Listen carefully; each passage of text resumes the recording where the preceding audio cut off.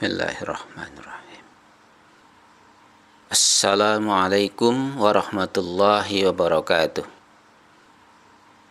Alhamdulillah wassalatu wassalamu ala Rasulillah wa ala alihi wa ashabihi wa man tabi'ahum bi ihsanin ila yaumil qiyamah.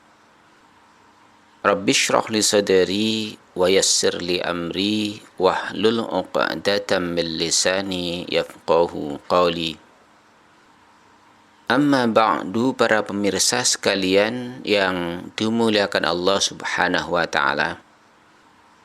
Pada kesempatan penayangan video kali ini, saya ingin menjawab pertanyaan dari para pemirsa seputar cara membaca hamzah wasal yang tidak sesuai dengan kaidah, antara lain sebagaimana tertuang di dalam surat Al-Ahqaf ayat 4. Agar mudah dipahami oleh pemirsa sekalian, saya ingin mengulang sedikit tentang apa itu hamzah wasal, cara membacanya, disertai dengan beberapa contoh pembacaannya yang sesuai dengan kaidah.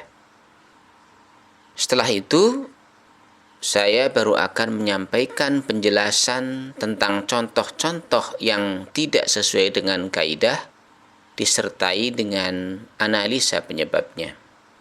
Pemirsa sekalian, hamzah wasal. Ini dia wajahnya hamzah wasal. Hamzah wasal adalah hamzah yang dibaca bila posisinya ada di awal bacaan. Maksudnya di awal bacaan, Anda mau baca ayat nih. Huruf pertama pada ayat itu adalah hamzah wasal. Itu yang dimaksud dengan posisi awal. Bila Anda mendapati hamzah wasal itu ada di posisi pertama, maka hamzah wasal itu harus dibaca. Sementara bila posisinya di tengah, Anda sedang baca Quran, ketemu dengan hamzah wasal di sana, maka hamzah wasal yang terletak di tengah bacaan itu diabaikan. Hamzah wasal dapat dikenali seperti huruf alif dengan tambahan simbol serupa kepala huruf shad di atasnya. Simbol ini bukan dhammah ya, karena bentuk dhammah itu penampakannya sangat berbeda. Untuk diingat, simbol serupa kepala shad itu mengandung makna tersirat. Yang pertama, baca bila posisinya di awal. Kemudian, abaikan bila posisinya ada di tengah bacaan. Jadi itu bukan tanda dhammah ya, yang menyuruh agar alif itu dibaca berbunyi U. Itu bukan. Tapi kepala shad itu dapat dimaknai baca kalau di awal, abaikan kalau di tengah. Nah, pemirsa sekalian, simbol serupa kepala huruf shad itulah yang membuatnya berbeda dengan hamzah qata.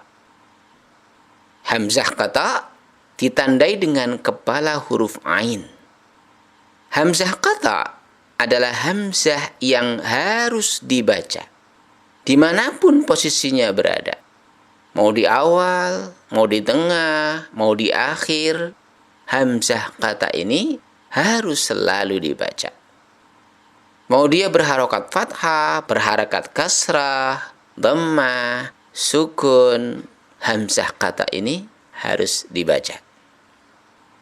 Para pemirsa sekalian, hamzah wasal di awal bacaan dapat dibaca berbunyi A atau U atau I, bergantung kondisi yang melekat bersamanya. Hamzah wasal di awal bacaan dibaca berbunyi A. Ingat kuncinya, kapan dia dibaca berbunyi A? Apabila letaknya satu paket dengan lam. Perhatikan contoh-contoh berikut. Contoh-contoh hamzah wasol di kolom ini dibaca berbunyi A. Al-Unqadi, Al-Yaqini, Al-Qari'atu, Al-Maghdubi.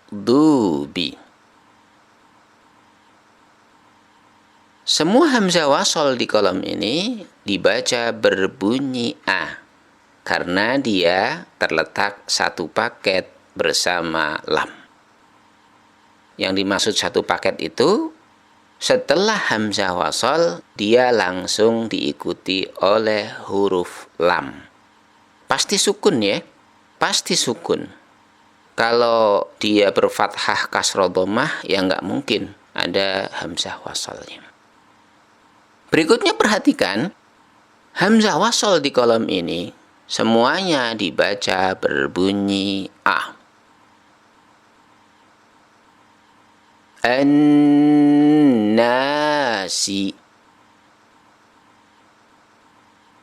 Asy-syaf'i, Ad-duha, At-tariqu.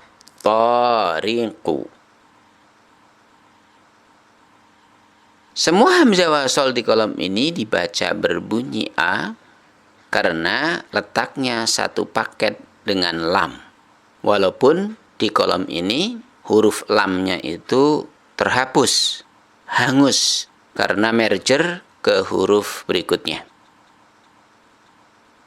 Para pemirsa sekalian, itu dia hamzah wasol dibaca berbunyi A. Cluenya apabila dia terletak satu paket bersama lam. Apabila hamzah wasol tidak satu paket bersama lam, maka hamzah wasol tersebut bunyinya bukan A. Kalau bukan A berarti tinggal sisa kemungkinan U atau I. Saya ulangi, apabila hamzah wasol tidak satu paket dengan huruf lam, maka tidak boleh dibaca berbunyi A. Kalau tidak dibaca berbunyi A, maka kemungkinannya tinggal dibaca U atau I. Bagaimana cara menandainya?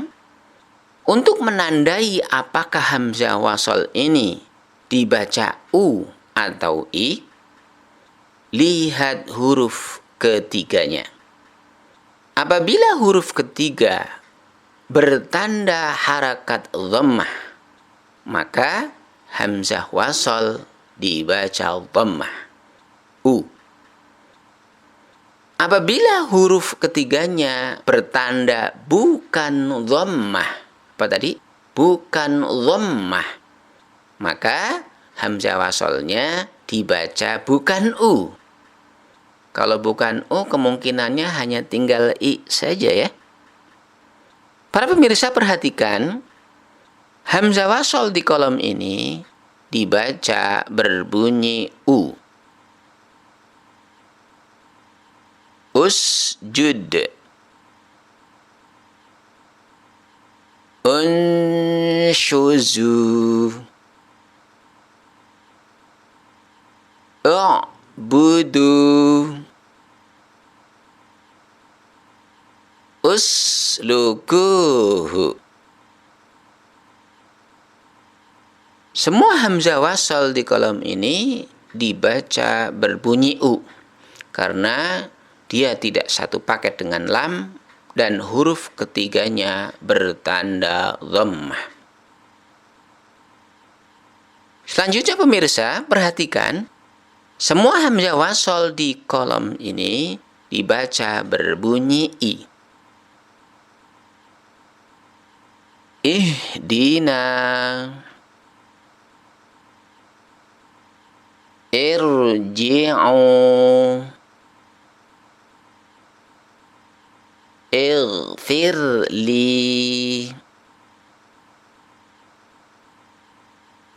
kashif anna. Semua hamzah wasol di kolom ini dibaca berbunyi i karena letaknya yang tidak satu paket bersama lam dan huruf ketiga bertanda bukan dhammah. Perhatikan pula contoh berikut ini, semua hamzah wasol di kolom ini dibaca berbunyi i. Irghab, insab, iqtahama, istaghna. Semua hamzah wasol di kolom ini dibaca berbunyi i karena letaknya yang tidak satu paket dengan lam dan huruf ketiganya bertanda bukan dhammah.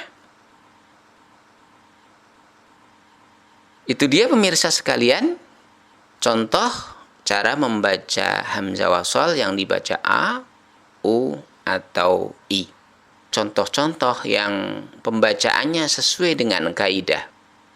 Ketahuilah bahwa kaidah tersebut dibuat untuk kondisi yang berlaku umum, mayoritas. Apa ada kondisi yang tidak umum? Ada.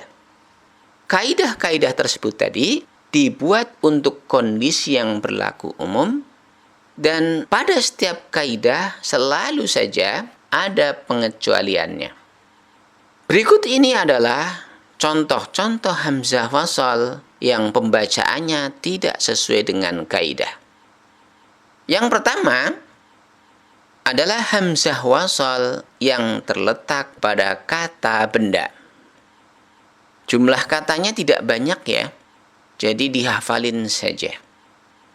Yang pertama, walaupun huruf ketiganya bertanda dhammah, hamzah wasol pada kata ini selalu dibaca kasrah. Ibnu, ibni, ibna. Karena dia kata benda. Walaupun huruf ketiga berharakat dhammah, hamzah wasol di kata ini selalu dibaca kasrah. Ismu, ismi, isma. Walaupun huruf ketiga bertanda dhammah, hamzah wasol di kata ini selalu dibaca kasrah. Imru'un, imri'in, imra'atun. Pemirsa sekalian, yang kedua, hamzah wasol yang pembacaannya tidak sesuai dengan kaidah adalah hamzah wasol yang terletak pada fi'il amr tertentu. Fi'il amr apa itu? Fi'il amr itu kata kerja perintah. Itu tertentu ya, tidak pada setiap kata kerja, tetapi kata kerja tertentu. Jadi jumlahnya pun tidak banyak. Nah pemirsa, di antara fi'il amr, kata kerja yang hamzah wasolnya dibaca tidak sesuai dengan kaidah adalah fi'il amr yang terdapat di dalam surat Al-Ahqaf ayat 4. Untuk Anda yang pernah belajar Al-Quran hingga level tahsin, Anda mungkin sudah tahu cara membacanya. Kata ini dibaca berbunyi ituni. Apa? Itu nih. Tuh, kok itu nih? Ya, berikut ini akan saya sampaikan penjelasannya supaya clear ya. Yang pertama pemirsa, itu nih, itu sendiri, asal katanya adalah itu ditambah dengan ya dhamir, ya kata ganti yang berarti ku, aku, milikku, gitu ya. Pemirsa, bila dhamir ya ditempelkan pada kata kerja, maka harus dimunculkan huruf nun. Jadilah dia itu ni. Nah, huruf nun ini adalah sebagai pembeda antara kata kerja dengan kata benda. Bila dhamir ya ditempelkan pada kata benda, maka dhamir itu bisa langsung disambungkan pada kata bendanya. Namun, apabila dhamir ya ditempelkan dengan kata kerja, dia tidak bisa langsung. Di antara kata kerja dan kata gantinya disisipi huruf nun. Jadi, itu ditambah dhamir ya. Karena itu adalah kata kerja, maka tambahlah huruf nun menjadi itu ni.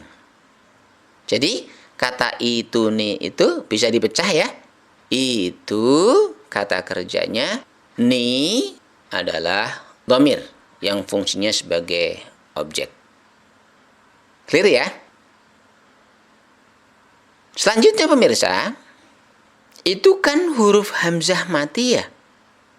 Kenapa hamzah sukun bunyinya tidak disentak? Seharusnya kan disentak. Itu nih, gitu kan? Tapi kenapa? Itu nih berubah bacanya menjadi itu nih. Jawabannya, itulah rumus asli dari mad badal. Jadi, mad badal itu terjadi karena pertemuan antara hamzah dengan hamzah sukun. Hamzah dengan hamzah sukun. Seperti di ayat ini. Hamzah wasal yang berbunyi bertemu dengan hamzah sukun. Maka jadilah ia mad badal. Jadi bacanya tidak disentak tetapi menjadi mad. Bukan itu ni tapi itu ni. Ingat ya, mad badal. Kalau ada hamzah ketemu hamzah sukun, bukan disentak tapi menjadi mad. Namanya apa tadi? Mad badal. Nah, dengan bekal ini seharusnya Anda bisa membaca contoh berikut ini. Tulisannya i'tiyatau'an. Bacanya gimana? I'tiyatau'an. Tidak disentak, tapi menjadi mad. Namanya apa tadi? Mad badal. Hamzah ketemu dengan hamzah sukun. Yang ini bacanya u'tumina amanatahu. Dibaca u'tumina amanatahu. Dia menjadi mad badal karena hamzah ketemu dengan hamzah sukun. Oke ya? Yang ini udah jelas ya, kenapa sentakannya pada hamzah hilang, tapi kemudian menjadi panjang. Kenapa? Itulah formula asli dari mad badal. Hamzah ketemu hamzah. Oke, lanjut ya. Pemirsa, kalau ngelihat deret hurufnya, tanda baca pada huruf ketiga itu kan dhammah ya. Mestinya, kalau huruf ketiganya bertanda dhammah, hamzah wasolnya dibaca dhammah juga dong. Tapi kenapa bacanya bukan utuni, malah dibaca ituni? Nah, jawabannya, karena simbol dhammah pada huruf ketiga itu bukan dhammah asli. Apa? Dhammah pada huruf ketiga itu bukan dhammah asli. Pemirsa, kenapa dhammah pada huruf ketiga itu bukan dhammah asli? Dikatakan bukan dhammah asli karena dhammah itu muncul dari hasil customize. Apa? Customize. Hasil penyesuaian. Saya katakan customize, ini biar gampang aja. Ya, biar gampang difahami. Kalau bahasa santrinya mah bukan customize, tapi i'lal, gitu ya. Kalau anak pesantren ngomongnya, dhammah tersebut muncul karena hasil i'lal. Kalau kita supaya mudah, Dhammah tersebut bukan dhammah asli karena dhammahnya itu hasil customize, gitu ya. Paham ya? Nah, pemirsa, kata itu adalah hasil customize dari kata ETU. ETU inilah defaultnya, kata aslinya. Nah, kata ETU ini di-custom, di-i'lal, disesuaikan hingga menjadi itu. Dari ETU di-customize menjadi itu. Coba konsentrasi sedikit. Saya ungkap proses perubahannya ya. Bila ada huruf ya berharakat dhammah yang letaknya setelah huruf berharakat kasrah, maka sesuai dengan kaidah i'lal, sesuai dengan panduan customize, maka harakat dhammah pada huruf ya tersebut harus diubah menjadi sukun. Kenapa diubah? Alasannya karena beratnya pengucapan dhammah setelah pengucapan kasrah. Yang bikin kaidah ini siapa? Ya kata orang Arab begitu. Ini kan bahasa Arab ya. Kata orang Arab begitu. Orang Arab itu berat ngomong itu berat ya.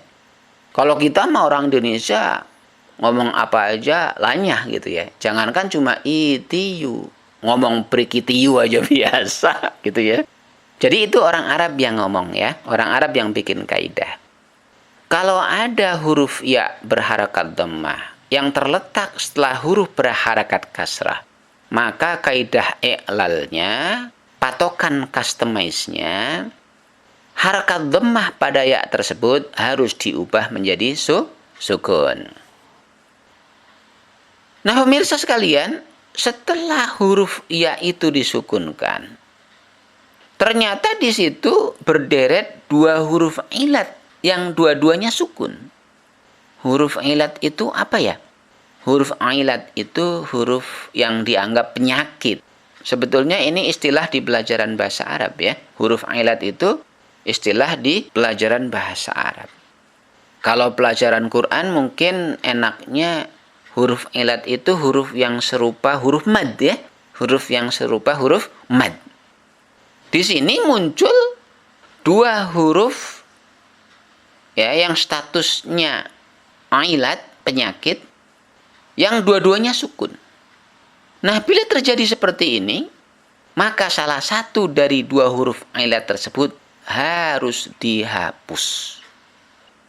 Sesuai dengan teori i'lal atau teori customize, huruf yang harus dihapus adalah huruf pertama, yaitu huruf ya. Huruf wawunya tidak bisa diungkit-ungkit tuh, nggak bisa dihapus.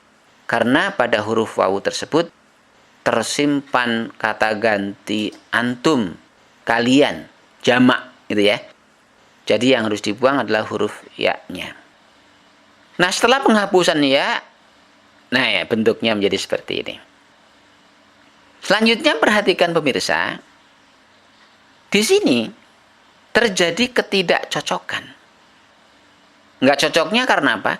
Karena harakat kasrah bukan jodohnya wawu. Jodohnya wawu itu apa? Dhammah. Ya.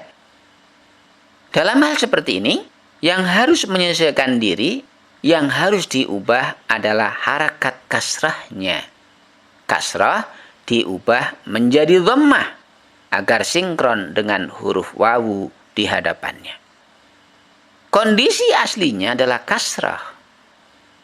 Namun diubah menjadi dhammah untuk penyesuaian. Supaya cocok, supaya jodoh dengan huruf wawu. Nah pemirsa, inilah jawabannya. Bahwa harakat dhammah pada huruf ketiga itu sebenarnya adalah kasrah. Namun di-customize, di-i'lal menjadi dhammah.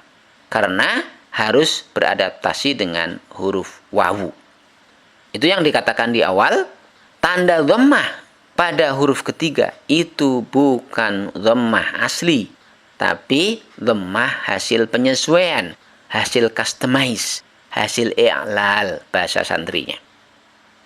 Nah, setelah perubahan ini tentunya yang menjadi kelimpungan adalah hamzah wasalnya, ya, karena di huruf ketiga harakat aslinya kasrah.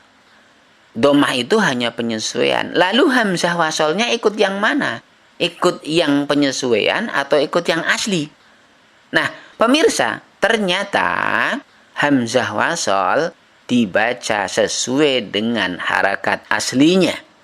Jadi, walaupun huruf ketiga berharakat dhammah, tapi hamzah wasal tetap dibaca berbunyi i, mengikuti huruf ketiga, harakat aslinya adalah kasrah. Faham ya sampai di sini ya? Nah, para pemirsa, ini dia kuncinya ya. Mudah-mudahan dengan penjelasan ini Anda menjadi faham.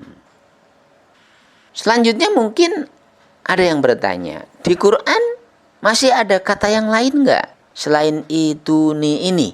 Ya, yang dhammah di huruf ketiganya adalah dhammah hasil i'lal atau customize, bukan dhammah asli. Ada beberapa kata kerja yang hamzah wasalnya dibaca tidak sesuai dengan kaidah, walaupun huruf ketiganya berharakat dhammah, tapi hamzah wasalnya dibaca berbunyi i. Pemirsa sekalian, selain kata itu nih, ada beberapa fi'il amr lain yang simbol dhammah pada huruf ketiganya adalah dhammah hasil customize, sehingga hamzah wasal di awal bacaan pada kata tersebut dibaca berbunyi i. Seperti kata iqdu dan imshu. Dua kata ini pola customize-nya sama ya, sehingga tidak perlu saya jelaskan lagi. Pemirsa, untuk Anda yang sedang belajar bahasa Arab, saya ambilkan contoh lainnya. Fi'il amr yang huruf ketiganya berharakat dhammah hasil customize. Fi'il amr ini berasal dari fi'il madhi 3 huruf jenis naqis yang berwazan fa'ala yaf'ilu, khusus untuk perintah bagi orang kedua laki-laki jamak. Kalau kita periksa buku Amsilatut Tasrif misalnya, kita akan menemukan beberapa fi'il amr yang serupa dengan ituni, iqdu, dan imshu.